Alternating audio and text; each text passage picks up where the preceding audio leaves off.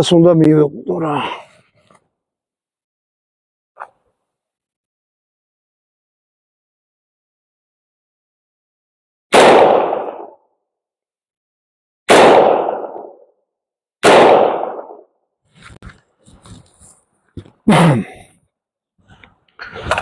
ჭიდი გამოვიღოთ, თოფი ახალია, მოცეთილი და რამე არის. ჩაიხედეთ ვიზუალურად, ტყუია რო ვარდეთ, ჭიდი ამოღებულია.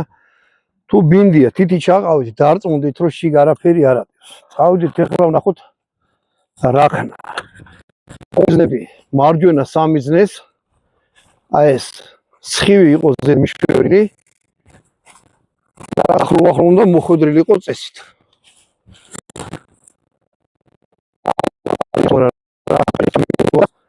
მის როლს მე გავაკეთებ თუ მეყვა.